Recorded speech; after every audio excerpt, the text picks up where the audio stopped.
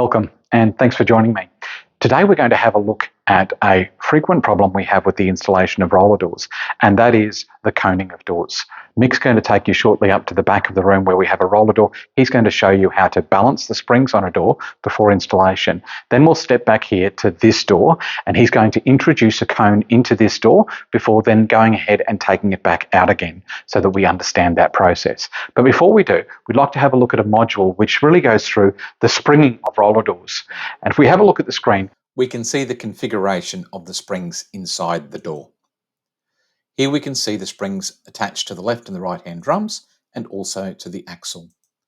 This allows a small amount of lateral movement of the drums left and right as the door operates. If, however, the axle isn't centralized as the door is installed and ends up being offset to one side, it causes the spring on the same side to be compressed and the spring on the opposite side to stretch.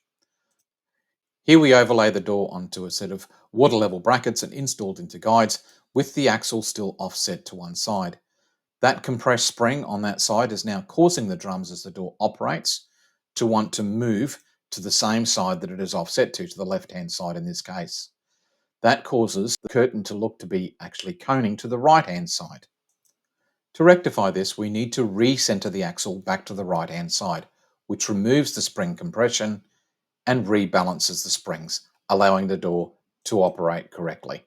So Mick's going to now take us down to have a look at a door and actually understand how we can balance the springs on an existing door before installation.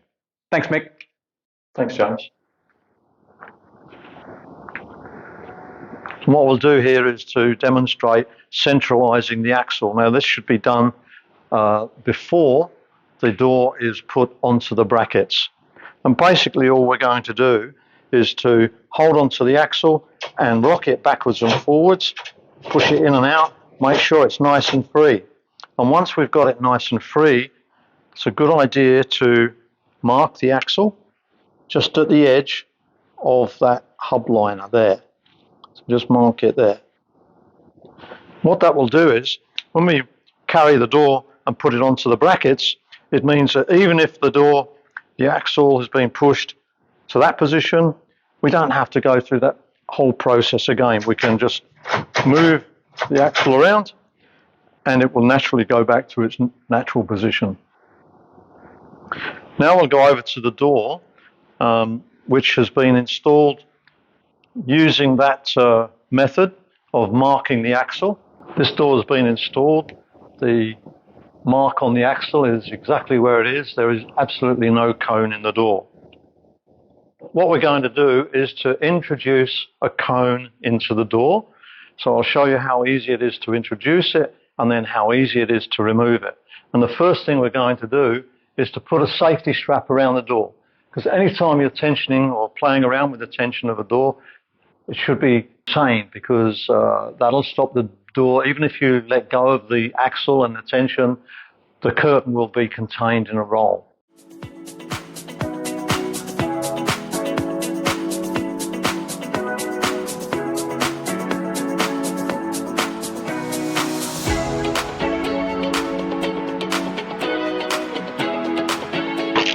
All right, U-bolts are undone.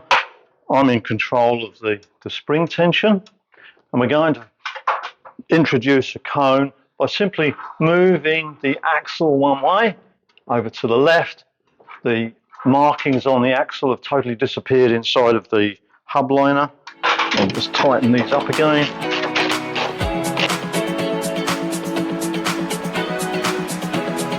I've moved that sufficiently, I think, to introduce a significant cone.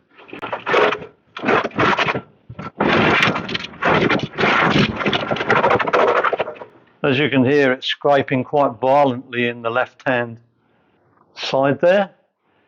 And if you look over here, you'll see there's a significant cone.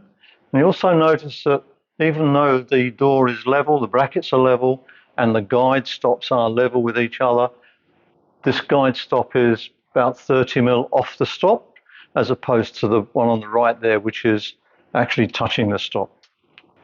All right, now we'll just put the strap over it again and remove the cone in one move.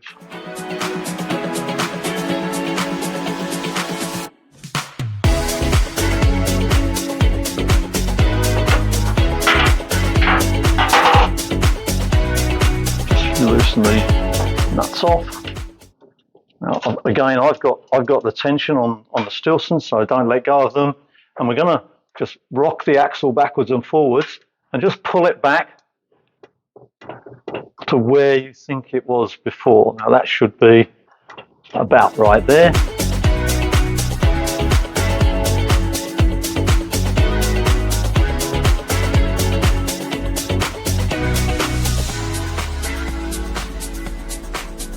The guides are in the right place. The guides are plumb. The axle's level with the brackets. And it's just the position of the axle and springs that is causing the problem. So just roll it down a couple of 3 times. A little tap on the floor.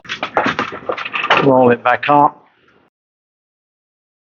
So it's back on the mark we put on it initially, and also the head stops are now engaging correctly as well.